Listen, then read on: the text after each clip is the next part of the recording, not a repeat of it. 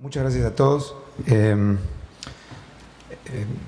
Es todo un desafío compartir la mesa con dos tan prestigiosos palestrantes. Se nota que les faltaba uno y me vieron pasar y dijeron, bueno, sienten a este a ver qué puede decir. No, muchísimas gracias, Odilon, por la invitación. Gracias, Selma. Voy a tratar de compartir con ustedes algunas reflexiones respecto de cómo imaginar la ABAC de los próximos 25 años. No digo cómo la pensaríamos en 2040, porque me parece demasiado aventurero, pero sí algunas cuestiones, algunos desafíos y visiones para el futuro. Yo les propongo que pensemos en 4 factores que podrían afectar el futuro de la ABAC. No son los únicos, pero quizás son los que más aparecen de manera clara. En primer lugar, se habló mucho de esto hoy, la relación entre Argentina y Brasil y la situación de los dos países. Es decir, Argentina y Brasil y la relación entre ellos como factor. Es evidente que eso impacta en la Constitución y en el futuro de la ABAC. En segundo lugar, la relación entre la región, o en todo caso, entre los dos países y el mundo. El mundo es un genérico y lo podemos bajar a instituciones concretas. La primera que aparece, por supuesto, es la agencia. El OIE, también se dijo algo de eso hoy. También podríamos pensar en algunas potencias mundiales, son un componente que tiene que ver con aquellos que miran a Brasil y a Argentina y que por lo tanto miran a la ABAC y se relacionan más o menos armónicamente o más o menos en tensión. Segundo factor. El tercer factor, la propia ABAC, es decir, también se habló mucho de esto acá, o sea, no estoy diciendo nada nuevo, la solidez institucional de la ABAC con todo lo que tiene que ver, es decir, la solvencia de sus profesionales, el apoyo que estos profesionales tienen para desempeñar su trabajo con libertad e independencia, el equipamiento que la ABAC tiene. Como miembro de la comisión de ABAC tenemos que tener presentes que Argentina y Brasil tenemos una gran responsabilidad para mantener la ABAC actualizada en materia de equipamiento, y esto se relaciona con el tercer elemento que tiene que ver con esto, que es, por supuesto, el apoyo financiero. Argentina y Brasil son países de desarrollo medio que atraviesan crisis económicas y que no es fácil para nosotros sostener a la ABAC, pero también tenemos que tener en cuenta que es un compromiso que hemos asumido y que el mundo nos mira, respecto de nuestras capacidades para poder hacer esto.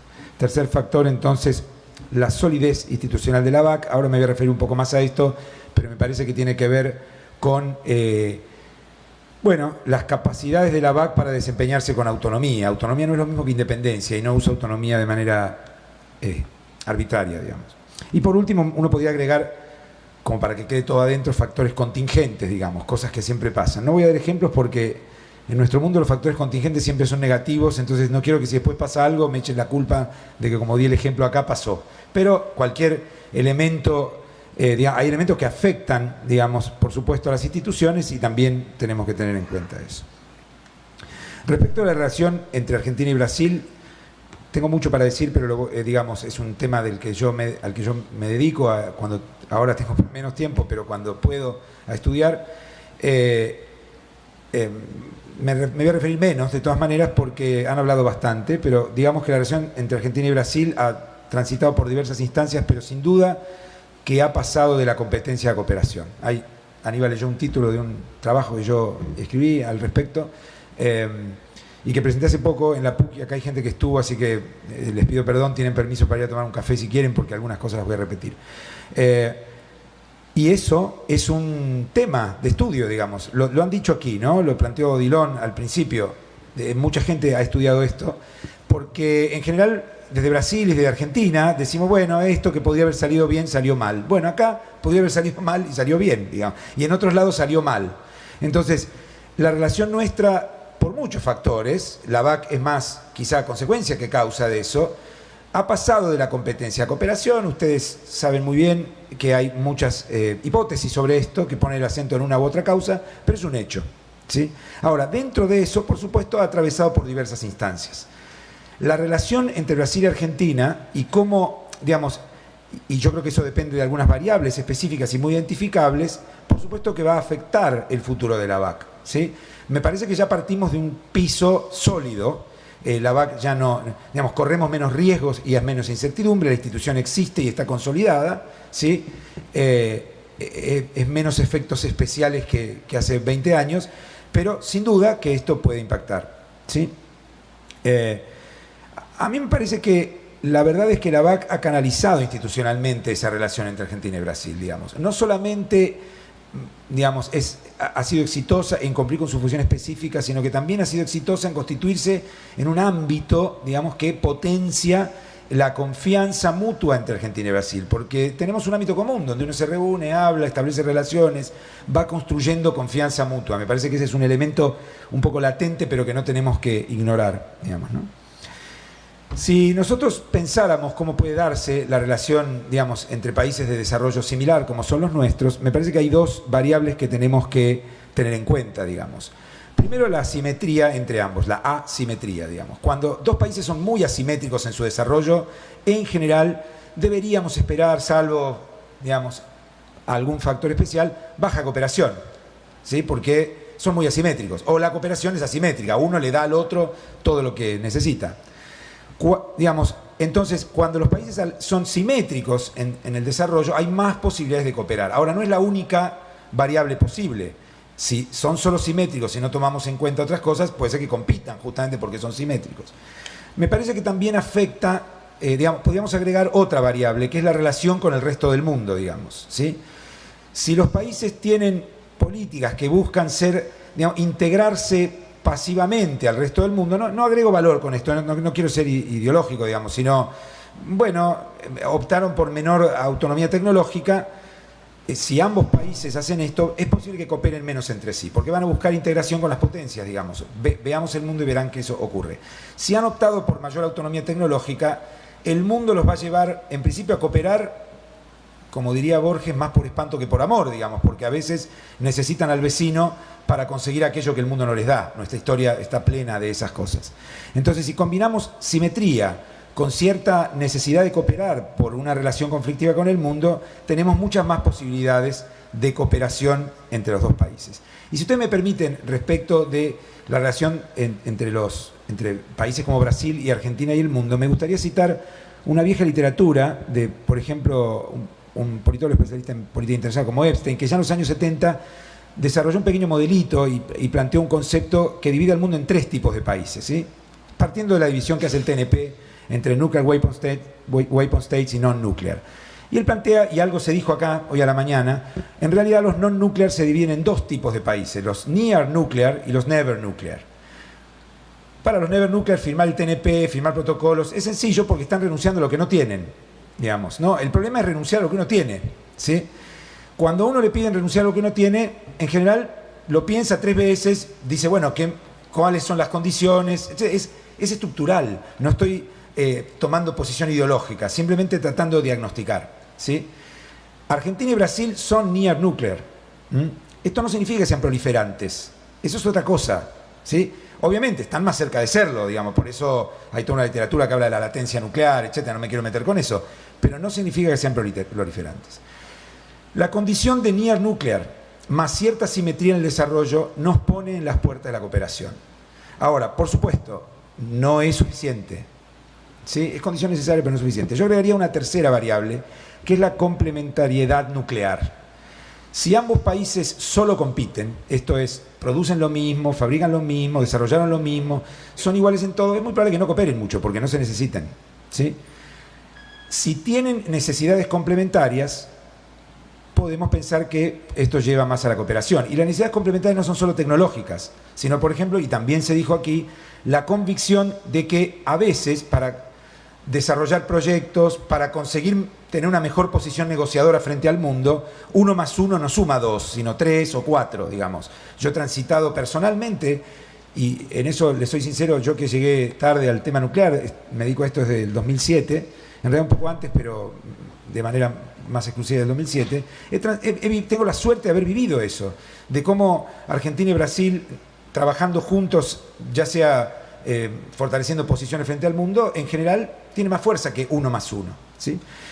Entonces, resumiendo, 3 variables: simetría, integración o autonomía con el mundo y complementariedad tecnológica o política, nos lleva, en general, cuando estas 3 cosas se alinean, digamos, a una mayor cooperación. Esto pasa, no hay conflictos regionales, por supuesto, ¿no?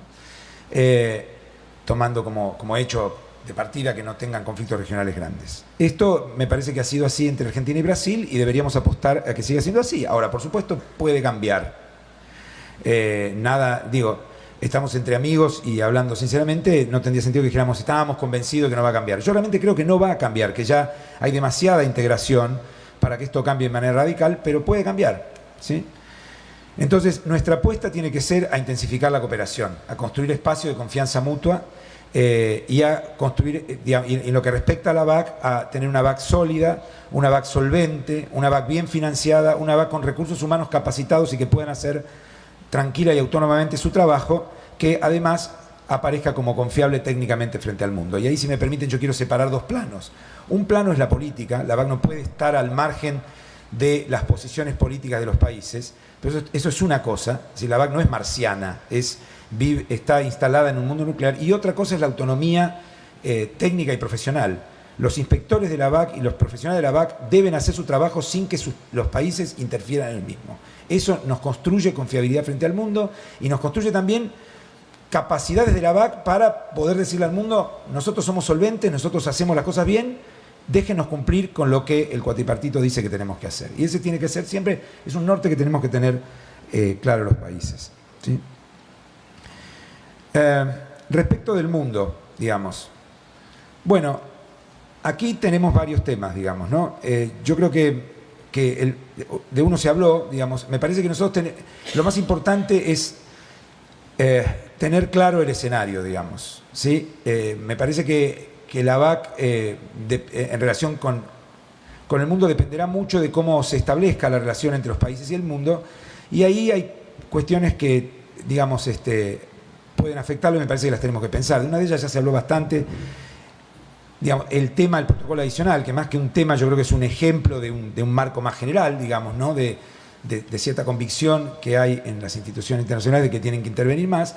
Yo creo que lo que no tiene sentido es negar el problema.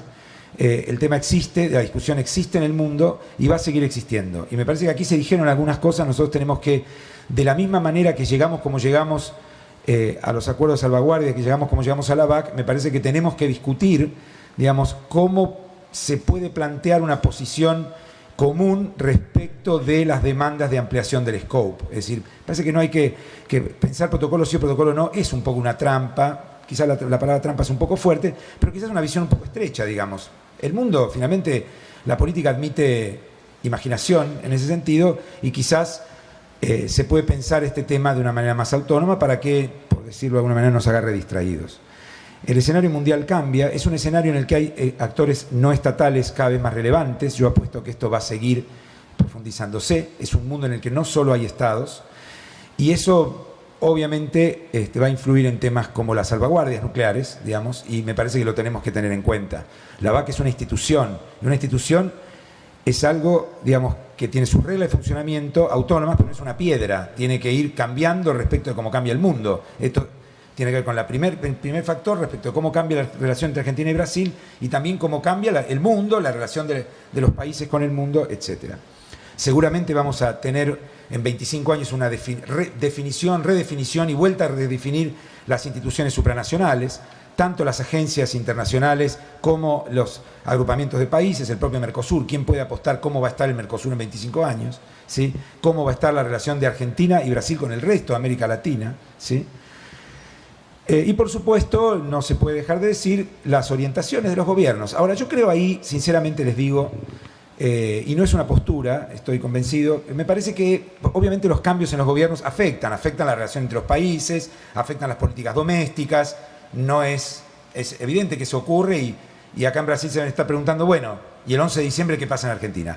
Ahora, la realidad es que los planes nucleares, digamos, tienen un nivel de madurez importante como para que en todo caso los debates puedan plantearse en otros niveles, pero me parece que nunca retroceder. Yo creo que es difícil pensar que eso va a ocurrir.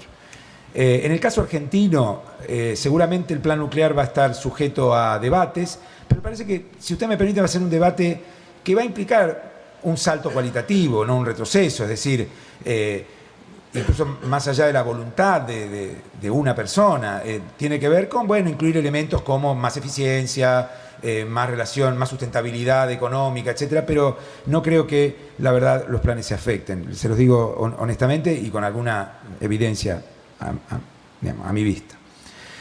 Es por último, digamos, pensando en el mundo es un mundo que está cambiando muchísimo.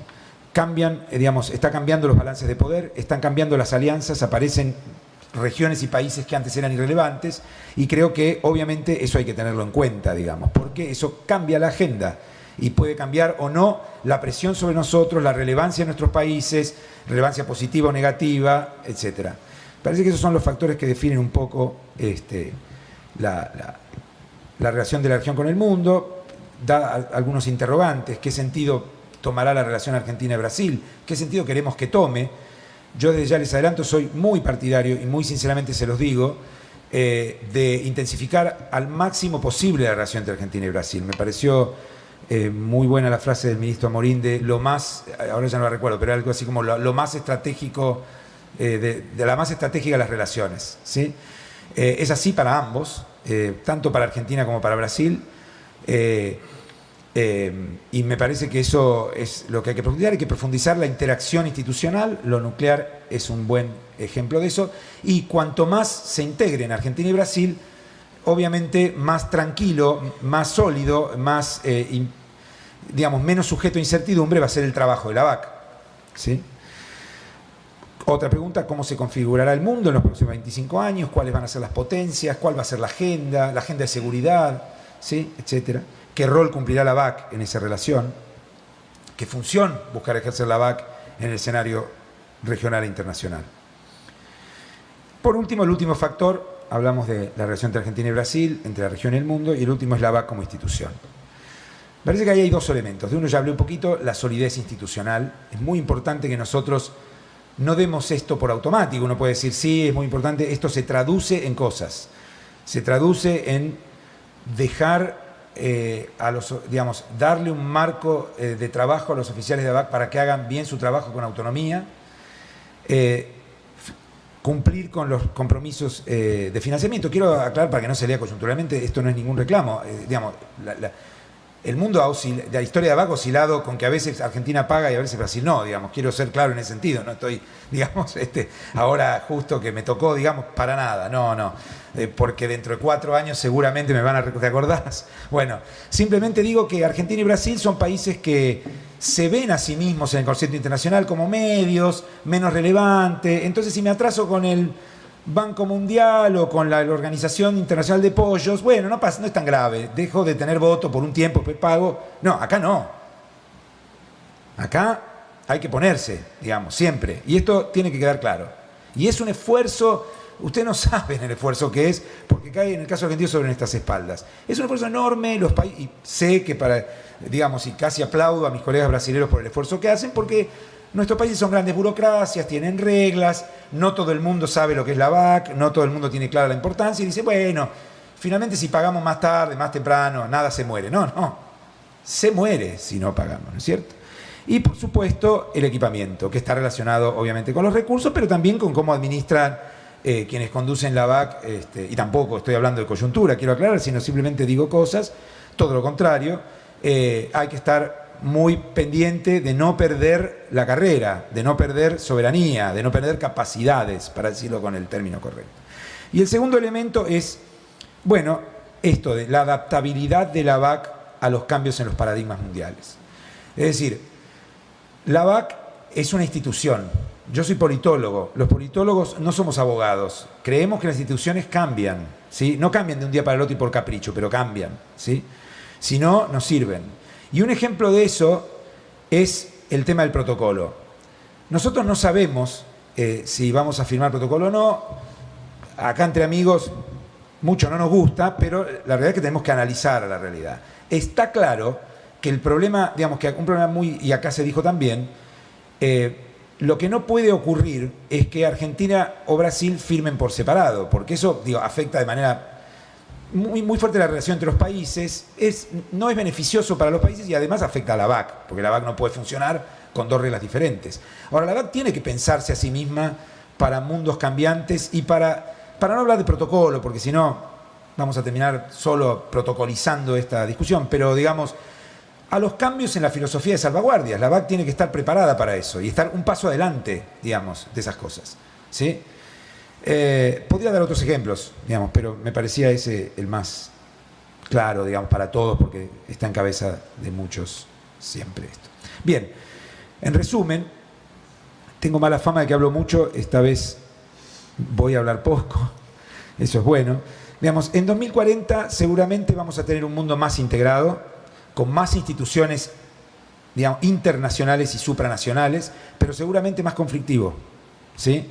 Uno puede apostar a que en 150 años todo va a ser como viaje a las estrellas, gobierno mundial, paz para todos, pero no en 25, ¿sí? Ese mundo más conflictivo nos va a atravesar. Y cuando el mundo es conflictivo, las potencias se ponen nerviosas, digamos. Y eso nos toca, porque somos países near nuclear, ¿sí?